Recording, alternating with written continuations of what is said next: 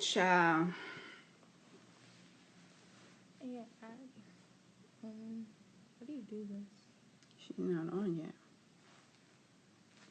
Hey. Hi, everyone. I'm telling y'all, I'm about to. IG is so disrespectful. I promise y'all, it's going to be my last time using it. I promise y'all. Because IG, move a little bit, Cenne. They just be. Literally, it stopped. And it does not care. So, Monica, I'm going to bring you back in. Hold on.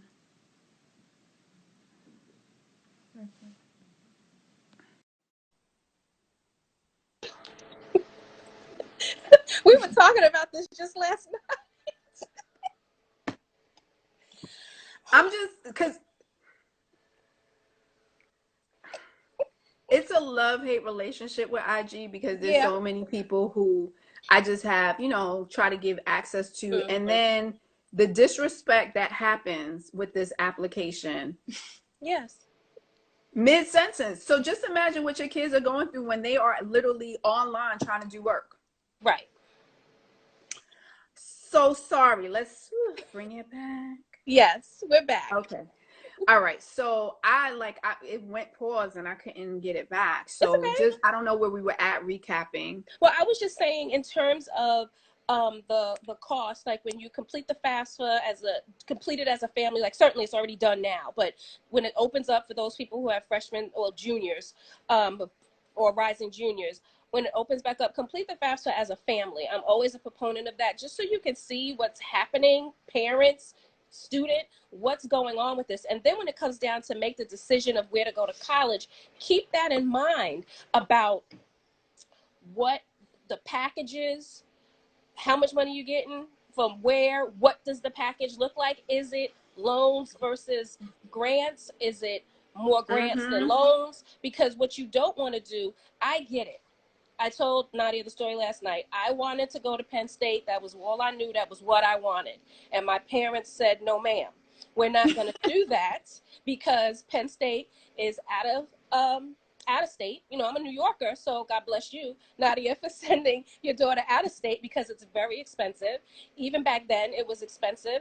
And they were like, you need to stay in the state. And that's what I ended up doing. And like I said earlier, ended up going to Albany, and it was fine. Like I said, there are over 4,000 colleges in the United States.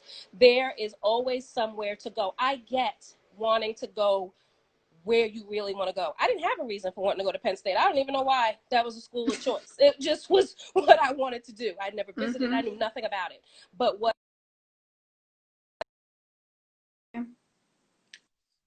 I didn't go. And Albany ended up to be great. So make the decision as a family because it's a financial situation. It's a financial decision for the entire family. The parents are going to take on paying it. If there are loans to be paid, the student is taking on those loans. And like we were saying before in the last session, before we got cut off, is that loans will jack you up if you do not pay them on time.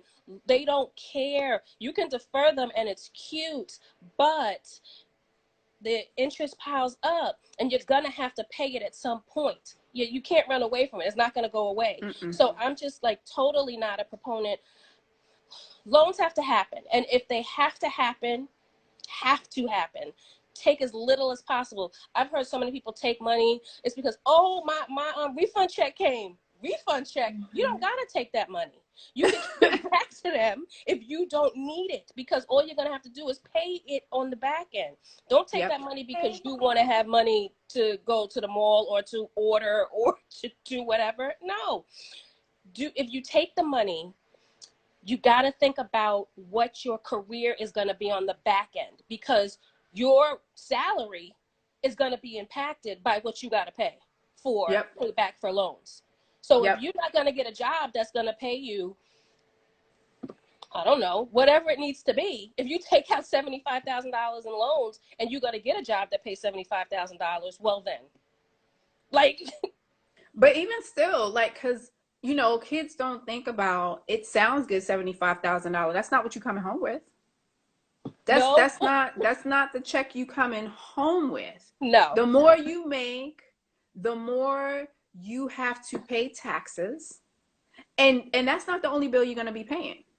You know, and that's why I said, Sine, you know, you could go away, have your 4 years, because Mhm. kid, when it's over and done with, those responsibilities. Kick right in.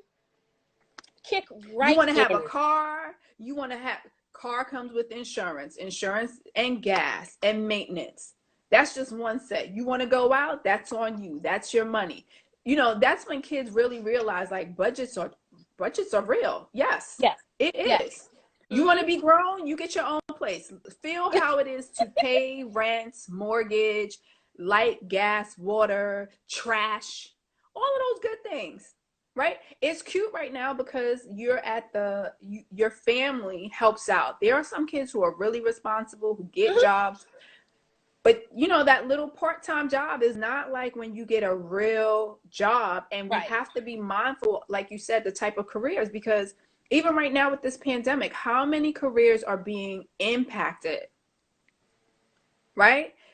Folks in the business world, like, we're going to be dealing with a recession.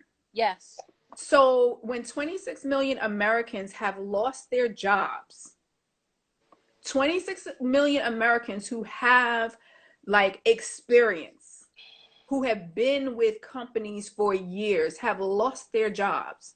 You need to understand that when you're coming into the industry wet behind the ears, companies are going to be like, okay, they Mm-hmm. may take you, but you know how many job positions you're going to have to To do just to do. earn the money? Right. Because if we cut three people who had three different titles, you're not going to come in. They're going to give you the three titles for one check. Right. Right. And then you're So sitting up they there have to worry with about that.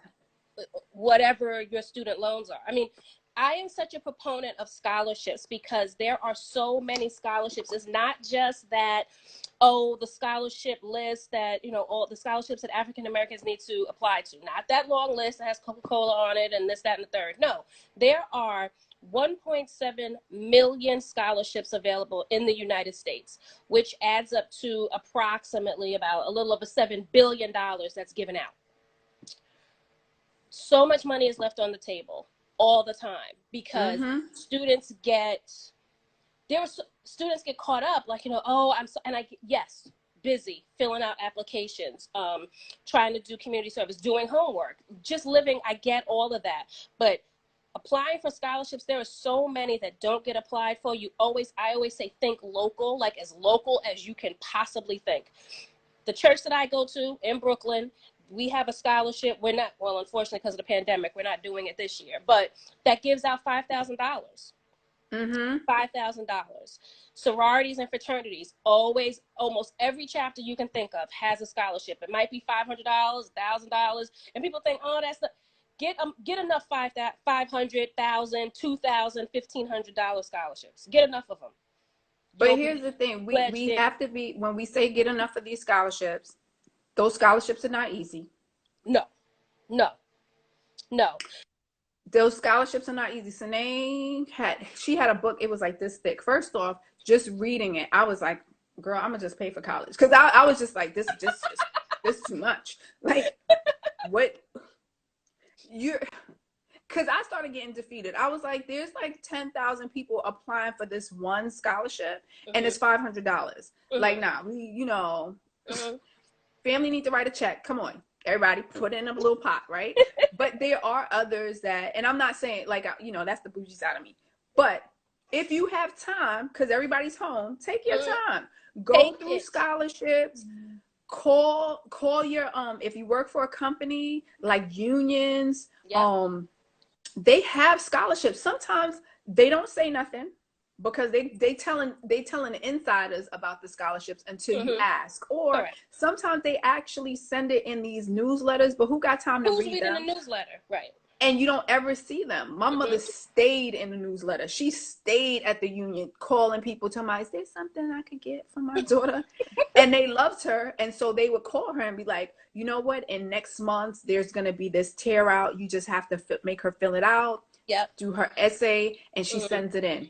And what happened with that particular scholarship was like every year it would re-up. So once you got in, Oh, for the wow. 4 years that I was in school, they would send me, I feel like it was $2,500. And so because I had nursing books, you know, these books was like $250 and I couldn't sell them back. I was so tight. Like everybody else was like, oh, I could sell my books back. I was like, I can't sell my books back. But it helps. It really helps. And so families have to think about that as well. Like the cost of books is ridiculous. It's ridiculous. And then when you take it back or try to take it back and sell it back, then they want to talk to you about, oh, that's $3. We can give you $3 for that. Meanwhile, you spent like 35, 50, 60 for a book. And it's ridiculous. And one of the questions was, how easy is it to find scholarships? You know, like I said, there's a book that exists around the scholarships.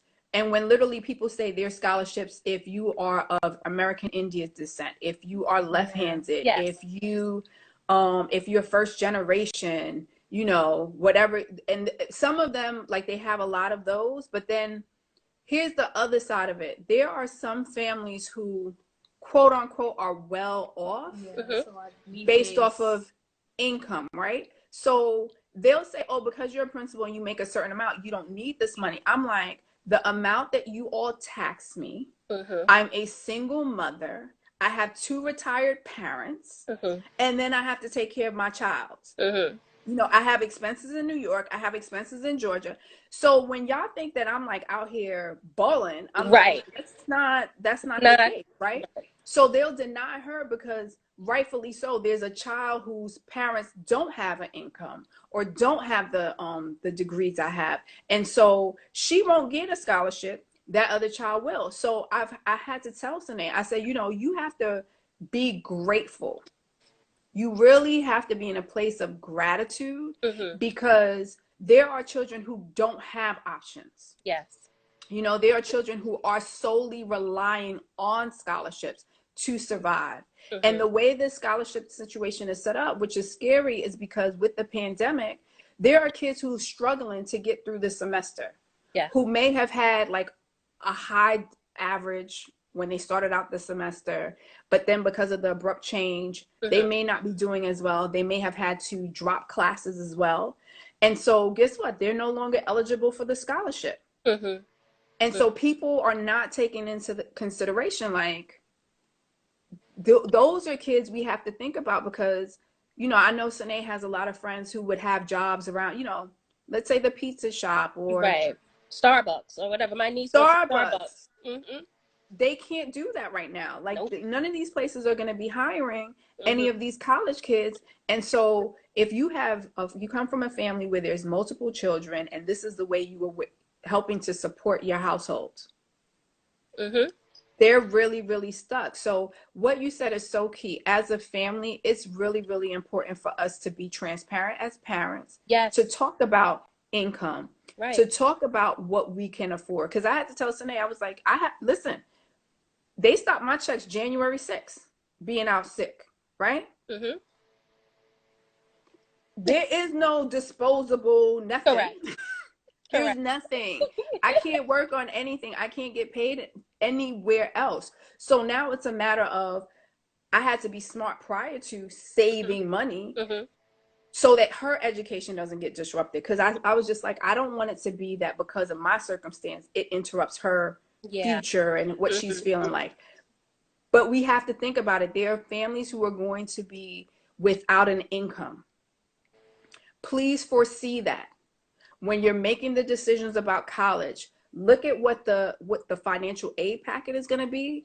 Look at what the expectations are behind that financial aid packet, because they're giving money, but they're saying your child has to maintain a 3.75. And is that realistic for your child? Especially after the freshman year. It's hard. My freshman year, I had a professor in anthropology. I'm going to say that she didn't like Black people. And she was the chair. She would say a lot of stuff, microaggressive. I was like, yo, what? I couldn't report her. And then the president, he had his own issues. And I was just like, oh, so I'm just out here. Right. Because of that, I got a D. I got a D in the class. What? that 1.7 or whatever it is, that D is equivalent of one. I think I got a D plus 1.7, whatever. Mm-hmm. It dropped my average my freshman Yes. year. I was so tight. Mm-hmm. Mm-hmm. And that happens to a lot of our kids, especially those, like, we don't think about what it is to be a first generation kid, the need for advocacy. I teach Cenne all the time, open your mouth. Open your mouth. Send an Open your mouth. email. And parents, shut yours. Because that is a way in college is where your child is going to learn how to advocate for her or himself and be able to get these skills for when they really get out and are adulting. What you going to do? Go to their job when their boss or coworker is giving them a hard time? No. This is the time while they're going through junior year, senior year, definitively college, where this is where they need to start advocating. Nobody needs to get on the phone and be cursing out the bursar's office or cursing out some professor. No. Let them learn how to go to a professor's door, and if they got a problem with a grade or they need some help or they need to, I don't know, get a tutor or something like that, let them kind of navigate that. If they're really having a hard time, yeah, sure, step in. Don't just sit back with your arms folded, but like, don't always fly in and come to the rescue and say, oh no, I got it. You don't got to worry about it. I'll call. No, because then they're not going to be able to know how to call. Just like in today's society where they're like, oh, people are talking a lot about how they don't teach cursive in school anymore. And the kids don't know how to write in script, and they see that and they're like, wait, what is that? Like, it's similar. Like, don't let that. I don't know how to sign a check because you're not used to writing checks. And I did want to jump back. There's something for students that might be challenged, who got just ripped away from school. I know that Albany has it. I would think other schools have it. We have a thing called the Student Emergency Fund, and it's built in so students can write in. They have hardships. It don't matter what it is. You can't pay your rent. You don't have food. You don't have you can't pay your tuition. That was one of the things I found out that they do cover. Because it was like, I don't know, it was like $1 million or something like that. And the ironic part is, since the pandemic kicked in, the fund was one thing, and when we were on the phone on Saturday, it was $27,000, and they're trying to figure out how, but it was like $1 million. And now so many people have been writing in for needs. But check your school and see if they have a student emergency fund. Check your school. Albany, we also have this thing called the Purple Pantry. That's a pantry on campus that students can go to and get food. Students and faculty actually can go and get food for free. And it's new, they just started it. But if you are living off campus and you've gotten ripped away from school and you're really not working, see if your campus has a pantry. That's another thing to consider for students now. And so that was one of the things that Cenne talked about in making her selection, was around the resources. What does the school offer? And what's also important is, how does the school communicate with the school community? Like Kennesaw, they have a communication for parents only, separate from the kids. It constantly goes off. I have to like hush out the notification because they will send you something every single day. But they're constantly just letting us know what's available, what's coming down the pike. What I appreciate with them is that the following week after I brought her back home, they have refunded the money for the dorms. And then the following week after that, they refunded the money for the meal plan, which many schools were like, no. And that's something that you have to be mindful of, because, we want to send our kids to the school that will definitely make them happy, but you need to understand the word endowment. A school without an endowment, Right. meaning that reserve money, Correct, that is donated by alumni and Correct. corporations, all of that. When a school doesn't have an endowment, they are skimping money left and right. Right. Yep. And you also need to like find out financially, how is the school operating, because they should not be giving the president a bonus when the school doesn't have anything new. I don't want to see a president getting a $500,000 bonus or $250,000 bonus, but there isn't a new library, there isn't a new dormitory, there isn't a new cafeteria, a new research center, there's a lot something you need to do. You know what I mean? Like now Wagner, Cenne, they wanted her to go there. And the cost of Wagner was $60,000. I said, "Nah, you ain't going there." No. And Janice, I see your comment. I see your comment, Janice, that LIU and Wagner was a check, because I went to LIU too for the grad degree, and yes, but Wagner went from 21,000 when I was going to $60,000, and I saw the new dorm, but I also saw the same professors there, and I'm like, Mm-hmm. nah, Mm-hmm. because and nothing changed. I bet you if I take out my book and you take out your book 2020, the notes are still the same. So no, we're not doing that. I said to her, she's gonna have to find somewhere else to go, Mm-hmm. because that's just not. It's not worth it. That 40,000 in between increase just so you can say you went to the same school as your mom wasn't gonna be the option for her. Mm-hmm. And so it's very important to know that. And yes, there are some times that you can do loan forgiveness, like for educators. But here's the thing. I personally wasn't able to get a loan forgiveness because I went into administration. Like you had to have like 10 years or something like that. And I was like a year shy, something. Oh my So they would gosh. not forgive my loans, even though I've always worked in high risk and high needs area. Oh I my fit the gosh. criteria. But once you become an administrator and you're no longer a teacher, they don't forgive your loans. And I'm like, I'm still in the same neighborhoods. Like, Right. no. And that's another to that point, to just really, like you talked about the financial aid packages and stuff like that, read the fine print in Mm-hmm. everything and anything that you're doing as it relates to these schools, and especially in this time when we're in this COVID-19 new normal era where schools are trying to figure it out. Read every single thing that they send, every newsletter, every email, to understand exactly what they're doing, because you might read an email one day that says we're going to not do the SAT, and then you sitting back chilling thinking, oh, okay, yeah, they're not doing it, and then 3 months later, or 3 weeks later, they're like, you know what, buried in an email someplace, they're like, okay, you need SATs now. And because everything is changing, people are schools, like I said earlier, are trying to figure this out every single solitary day. So read everything so you understand exactly what you're signing, because at the end of the day, this is a contract too. Yep. Mm-hmm. And it's not about, oh, I don't want to go there no more, oh, I'm not going to pay. It's a contract, and And they once you will sign, you have committed. committed, and they expect their money back. They expect whatever it is that the contract is saying, the expectation is there. Whether And you finish out or not. or not. If you don't finish, that's not our concern. You still No. owe us money because we gave you money. Right. And you spent the money. I cannot, I gotta say it again, because I cannot stress enough, whatever your packages is, and if someone is telling you that you're getting a refund check, don't take that check.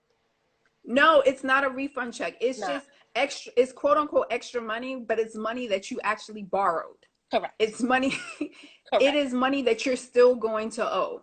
Yep.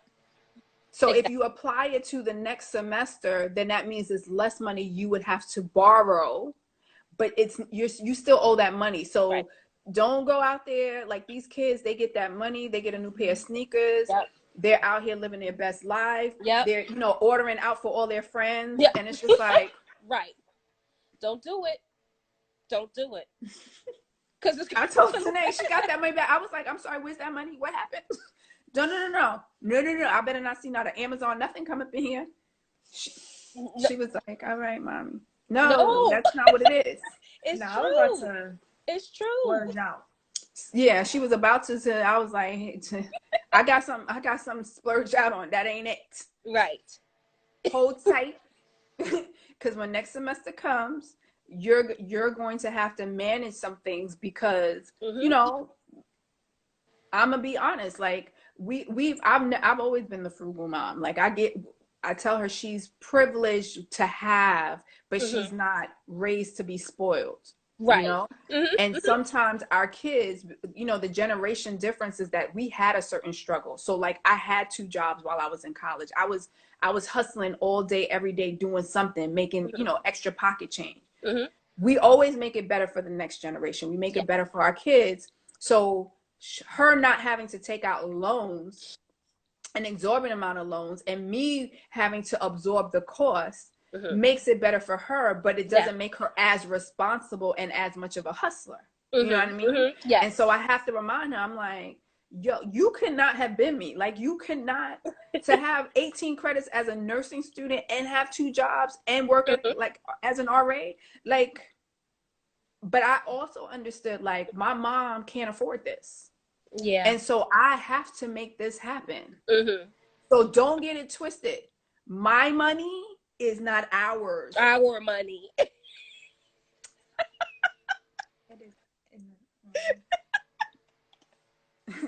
Shout out to RAs, because I was an RA as well. It's a great opportunity. It is. You know, it pays for your room and board. You know, you got to do a couple of activities and stuff. And it's also a good, just a character builder, leadership building. It's a whole bunch of stuff. So if you have the opportunity to consider to be an RA, I do encourage people to do that, because I had a great time when I did it. And my parents loved it because it saved money. I saw someone mention in the comments, though, which is so true. And I did want to jump on that as well. Don't get caught up on them credit cards when you walking through the campus center. Child, say it again. They right there with the table, sign up, you get that Here's card your credit immediately. card. Here's your credit card. Immediately. You don't your child has no credit history, but they will give them a credit card, $1,000, $2,000, $2,500, and what happens? We up at the They mall. don't have $10 to put on that credit card. Right. They forget all about the credit card. Don't pay the credit card. And that's another way of it, you know, another thing that messes up your credit down the line, because you don't pay it. It doesn't get paid timely. And they forget. And then when they graduate and they become responsible adults and they want to get a car, a nice car, right? And they walk into the dealership and they like, yeah, 19.8% interest. And they like, what happened? What happened? Your credit. Yeah, so according to your credit report, nope. Right. Or they want to put a down payment on a apartment or whatever, right? There's a great deal. And they run their credit and they're like, yeah, according to your credit report, you didn't pay this. And it's kind of like the kids be like, but that's 3 years ago. It don't matter. It don't matter. Your credit stays there for 7. The second you sign a contract for some sort of money, be it a credit card, be it those student loans, your credit history is starting then. I can look back on my credit report and it's right there what I was doing when I was 18 years old. Yep. At Albany. It's right there. It's not a game. No, it's even though they say it's not there, like, you're right. If I pull up my credit history, I can go all the way back to the day that I started having credit cards. Correct. It's just, it tells them who you are as a person, your responsibilities, and how you use money. Are you responsible?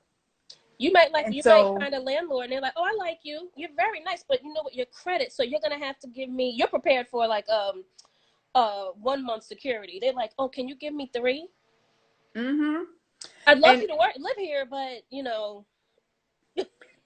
And Ian made a good point about being prepared to be off campus, because a lot of schools do not tell you that, you know, the higher you get in terms of your years in school, because they feel you're more mature, you can live off campus.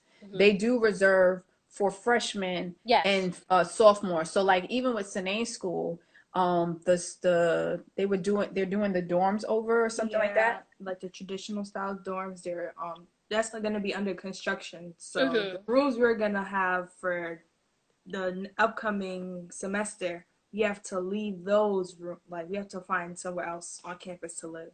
Right. You gotta find someplace. How you supposed She gotta find someplace. So instead of her being able to keep her room for next year, luckily, because of her status, she's considered, when she went into the school, she was considered either sophomore or junior because of the credit she had. Right. It bumped her up. So she was able to select, her and her roommate Mahari were able to select new rooms in another dorm, but there's so many kids who won't have dorms next year. Yes, and that is such a cautionary tale. I remember a young man, excuse me, that I know, he goes to Howard, and I believe he was going to be a junior. And I don't know what was going on down there, but it was chaos with housing this past year, like in September. And he needed to go down, like everybody and anybody needed to get down there early, because it was like you were basically, it was like the Hunger Games trying to get a room on campus. And it was last minute. It was just a whole lot of chaos. I was like, what is happening? Like, how does that happen? How, and understand, schools take more students. It's kind of like planes overbooking, and then they're over there asking for people to volunteer to get these things. Schools take more applicants because it's not the best science. You don't know how many people are going to say, you know what, yeah, I'm going to come to your school. So they're trying to make sure they have as many people as possible to make their numbers. So they will take more students than they can house. And if they get into that situation like a Howard, clearly, then there is a whole chaotic scene. And then what happens after that? Then people are turned off. People don't want to go back to school. They get they take off a semester, which turns into a year, which turns into losing credits when you decide to transfer. It's a whole unfortunate situation. Sana asks, can you be a campus rep or some type of position to stay on campus? I mean, I don't believe it's a guarantee. The guarantee is a RA, because a RA has to be employed in a dormitory. So the only person who's guaranteed to be on campus is an RA. So now, half of the RAs, they're like laying them off. Oh, so they just said they're laying off half of the RAs. But campus reps, nope, you could work from home. You could travel from your house and represent the campus. There's just no guarantees. And so that's the other thing. Like, you cannot go under the idea of, you know what, when you go to school, you can get a job, work study.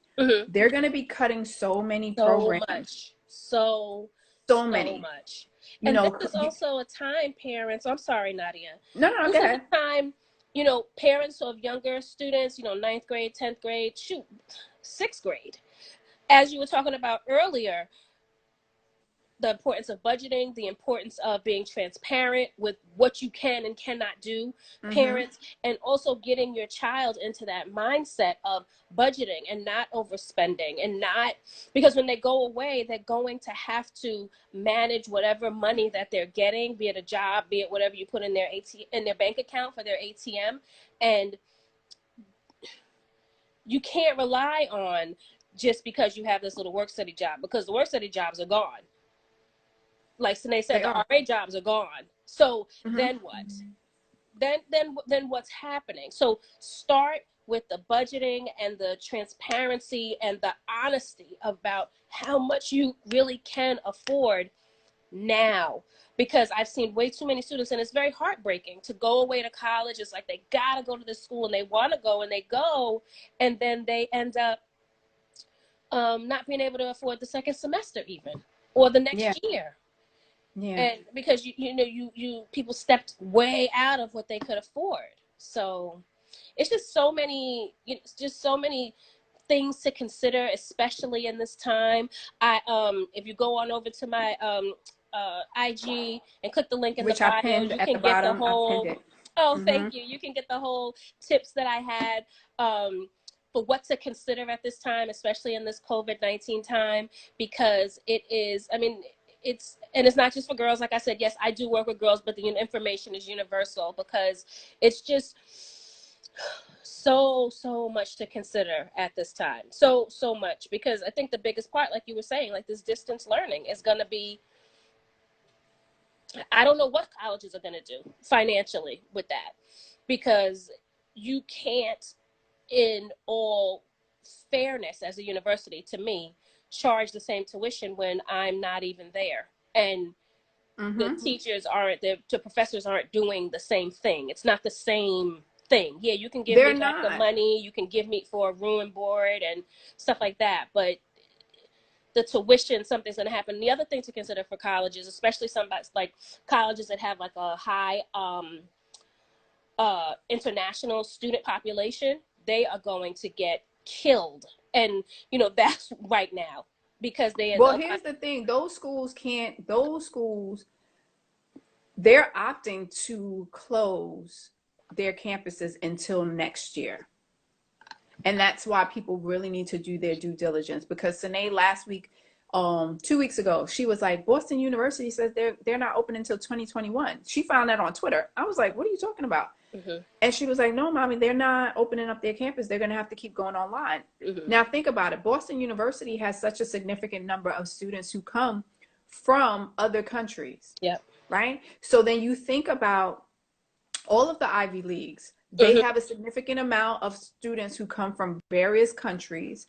And the reality is that other countries haven't hit their apex. So Right. someone that I was speaking to, I was in a conference, an online conference, and one of the speakers was from South Africa. And she was like, they don't expect our apex to hit until September. And I'm like, what are you talking about? She was like, yeah, they don't expect us to have any like true apex until September. So here's the thing. They're going to start taking people's temperature when they come here, but we know there's so many people who are asymptomatic. Yes. We have to take that into consideration, Mm-hmm. right? And how we got this is because people travel from country to country. Yep. And if you have places like New York, Atlanta, Chicago, DC, LA that have some of the highest hubs, Mm-hmm. Miami, Mm-hmm. of international travelers, it'll keep going. Yep. So that's why I'm saying to folks, like, you want your kids to go to the best school possible, but you also want to consider what is it going to look like for your child to have to go to school online. And if they're able to defer for a semester, Mm-hmm. defer for a semester, because if your child doesn't know the professor, it may be a serious problem. Because I'm telling you right now, these professors, they don't get evaluated like the K through 12 conversation about access and how Mm-hmm. how teachers are teaching online. Right. You don't see no articles about college and the professors who have been there 25 years. Get yourself some tenure. Get yourself not some getting tenure. online. They're not getting online. They're like, Mm-hmm. I don't have to, and I don't have to. I don't have to. Professors don't care when school's in session. They don't really go out of their way when school is in session and you're physically on the campus. Now, it's like, what? Yeah, no. The transition from Read my book. college is so, it's like, read my book and write a 15-page paper, and it's due by. Yep. And that's what it's going to be like. So you have to do your due diligence. Ask students who attend the school what their experience was like. Be clear and transparent about your finances. Don't front for your children. Don't. I'm going to say it again. Don't. You don't got it. We don't got it. We don't got it. Right.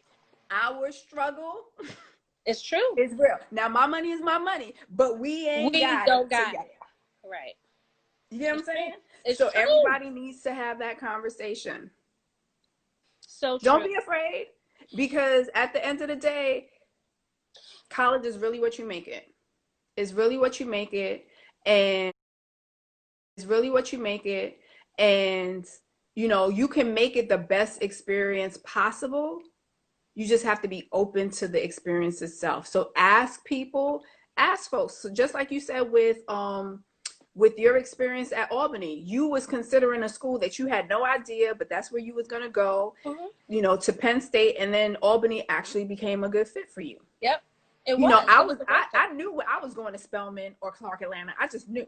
But they didn't give me no money back then. I was like, well, I know I'm not going there. Right. Because I knew my mother could not afford for me to take my stuff down to Atlanta. I was not going to be able to afford plane tickets every 6 weeks on vacation. I was just like, I had to be responsible back then and think all of those things through. Right. And so I had to pause and be like, what makes sense? That's how I ended up at Wagner. And my cousin was there. I was very familiar. I was just like, you know what? I'd rather go somewhere where I know at least one person and it'll work out. So please, families, whether your child is making the decision now for 2020, the upcoming year, or you're at a place where your child is a freshman, they're in middle school, you have to start asking these questions now. But before you know it, before you blink, your child is going to be going to college. I started Cenne out at 5. It's never We too early, going and that's college. amazing. Yep. Where can't you stay? Home. I had her trained. You can't stay here, and you got to go to college, because I just wanted her out because she needed to develop a sense of independence.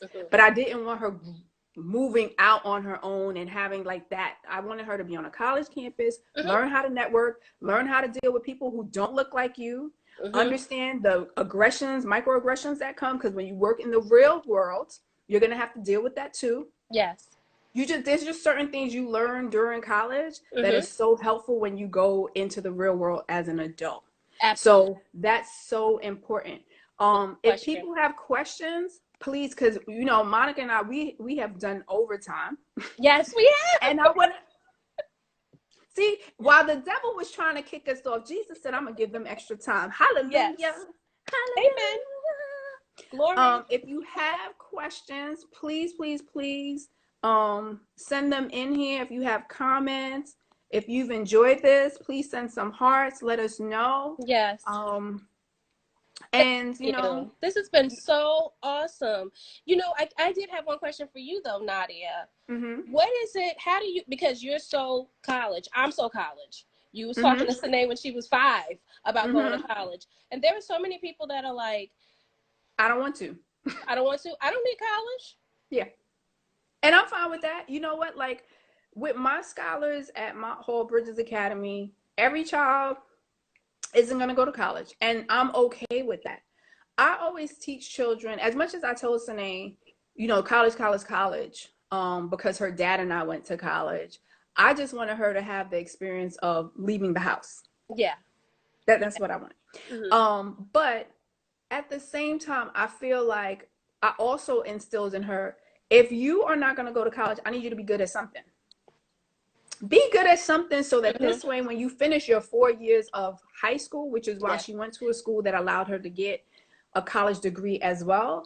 Like, you have to be good at something. I don't want you to leave high school and not really have like a direction and have to work somewhere where it's not going to use your full potential and you're not going to grow. So, so I would say to folks, like, because there are some kids, your kids. Yes. Like there are some of my young boys, I'm like, yo, you're good at technical stuff.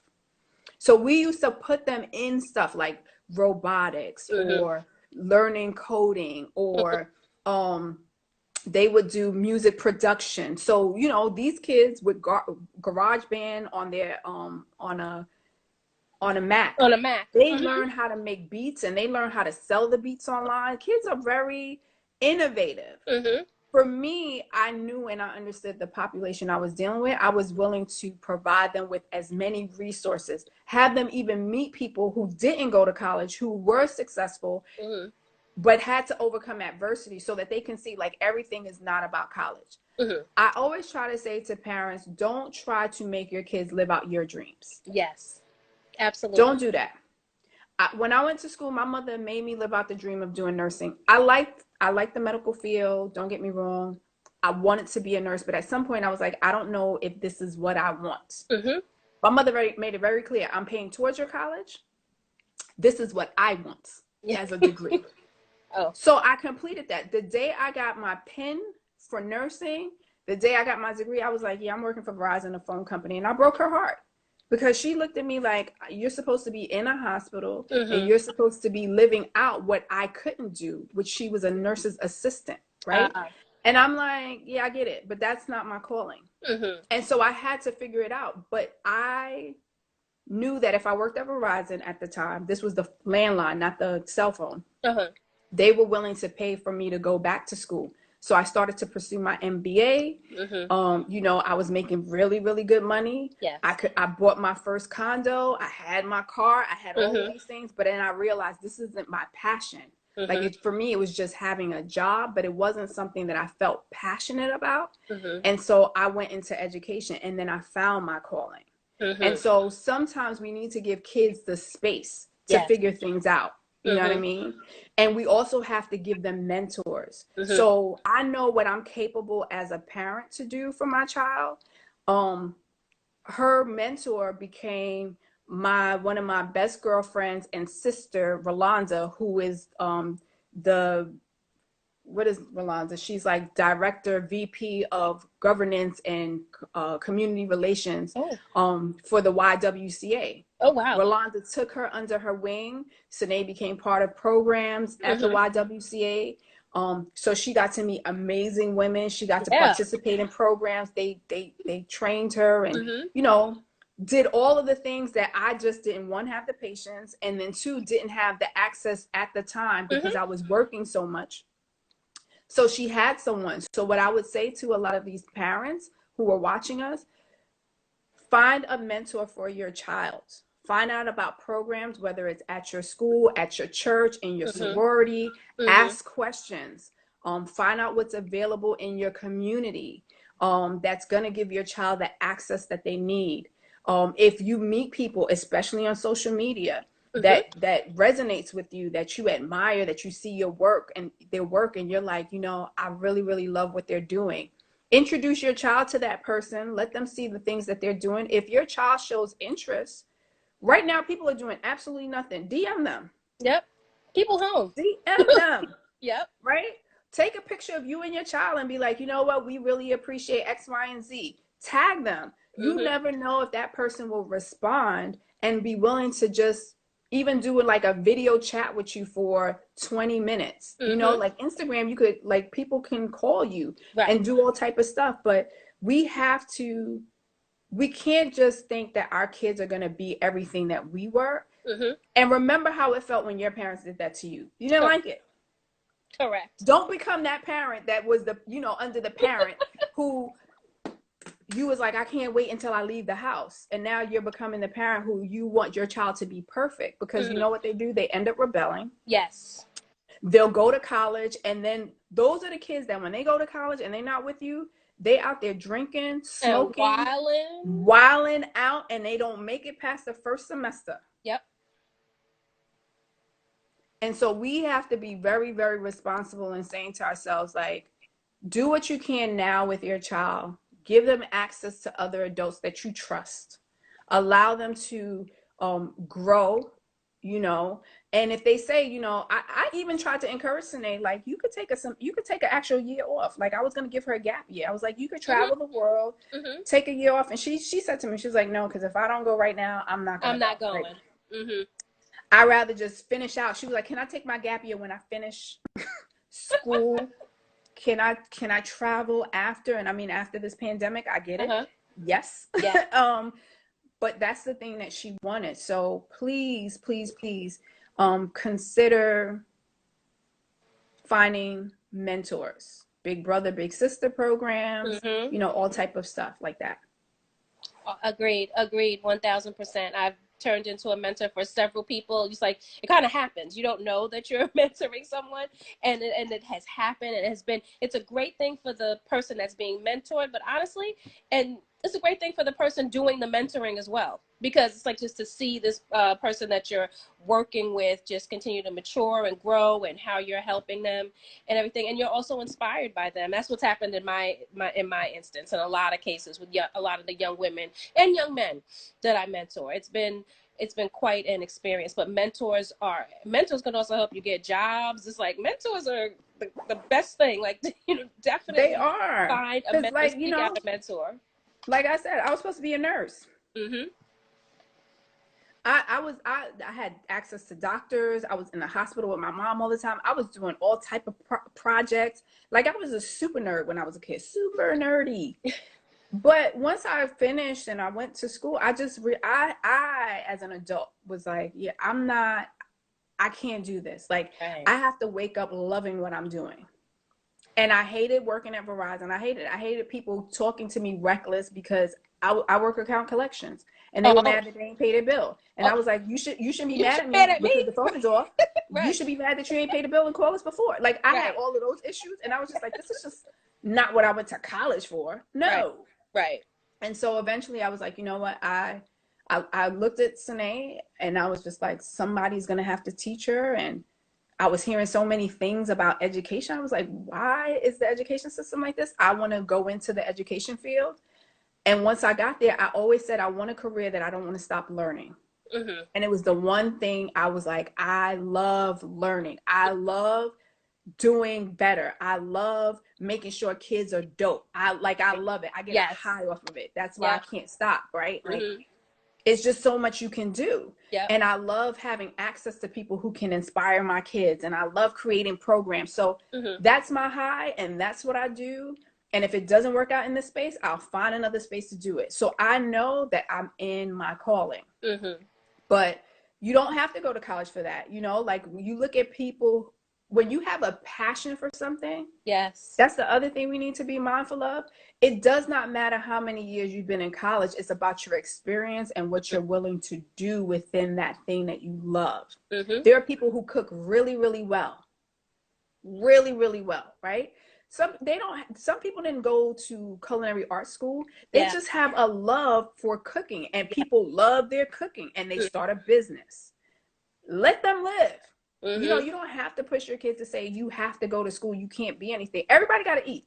Yes. Everybody wants to eat somebody else's food Mm-hmm. and will pay for it. So encourage and cultivate your child and their passions.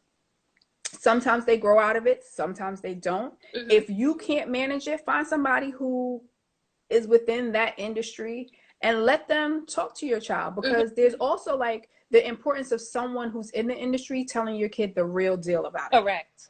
Correct. Like I tell people all the time, I love education, but it's hard. Mm-hmm. Don't come in here thinking, oh, it's going to be summers off. You got to work. You gotta work. You gotta So don't do it. If you don't like kids, don't do don't this. do this. You don't like working with adults, don't do this, because adults are worse than the kids. Mm-hmm. Don't do it. Mm-hmm. If you don't like change, don't do this, because we are always changing and things don't make sense. So don't do this job. You have to be flexible. Right. You know what I mean? And so that's really, really important. So what are your 5 top things that parents should consider when parents and children should consider in their college selection, the college process? So the 5 top things I would say, first of all, Cenne kind of like jumped on top of me, because like when she was saying her stuff, I was writing it down. I was like, those things was on the list. But 5 of the top, like I said, I do have a list that has about 20 things. So, but I'll give you 5. The 5 are the cost, like we talked about.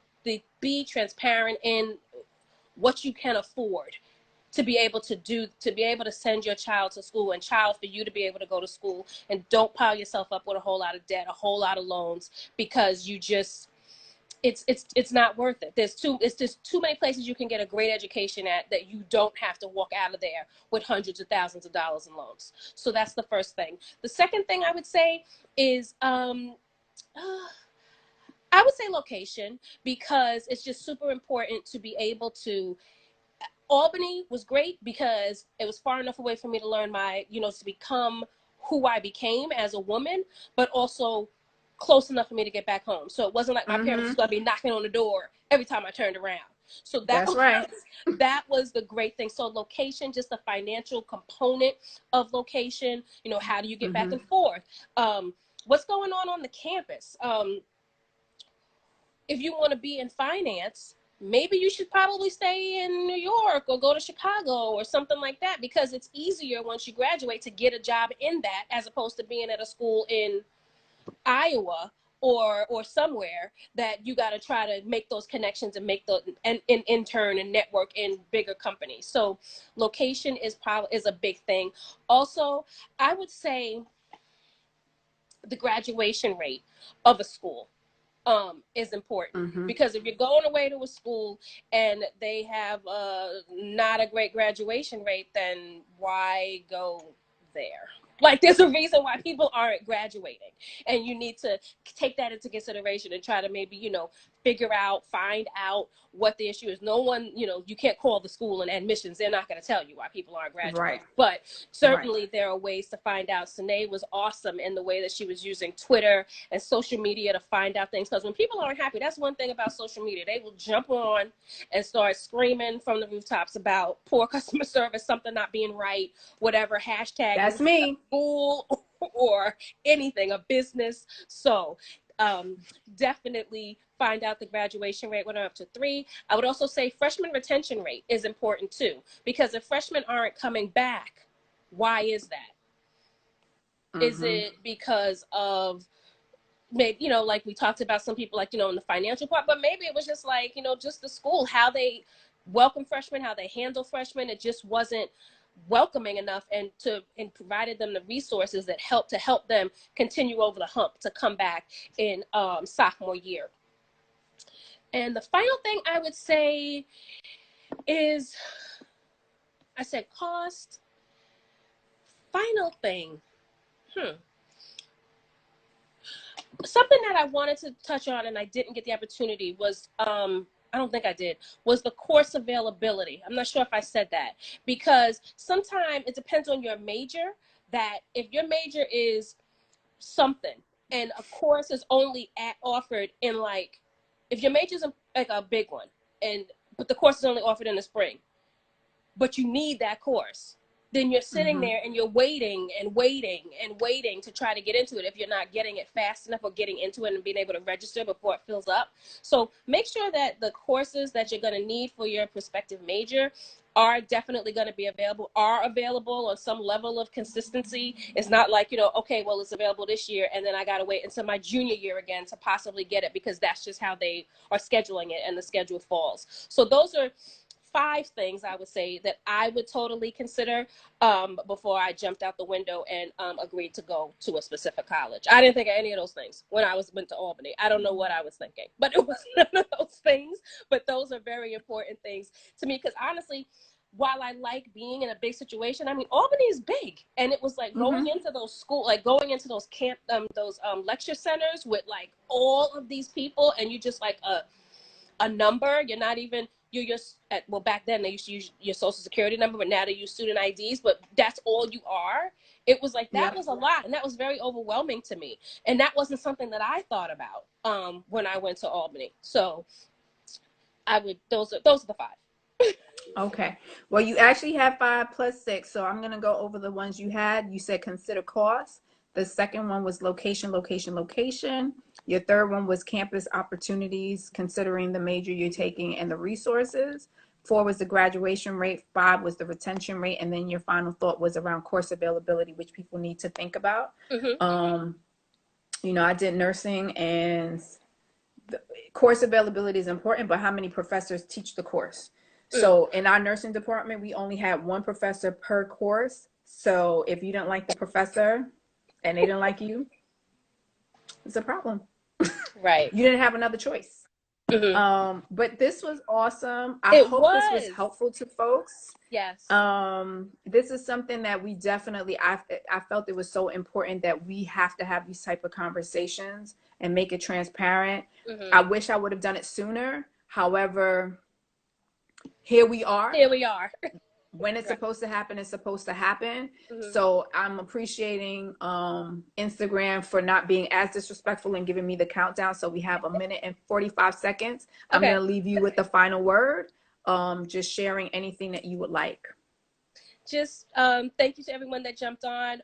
As Nadia said, I hope it was helpful. Cenne, thank you for your insight. If you caught the first part, you heard what she had to say, and that's great information. Hearing it from the mouth of an actual current student, things that they took into consideration and thought about when they were choosing a college, and understand and remember that this is a huge decision. It's like buying a house. It's like buying a car. It's a big decision, and make the best decision, taking into all account what Nadia and I said, as best as you can. So when you do it, you're happy with it. You're not trying to transfer, lose credits, and all that good stuff, and waste money. Well, thank you so much, everyone. We wish you well. Please take care of yourselves, those in your family. Take time for you. Self-care is so important. And we hope that if in any event you need either one of us, you can DM us. Please follow Monica at BGOC Online. That's on Instagram. But until next time, next week for On the Low, have a great evening. Good night. Bye, Cenne. Bye.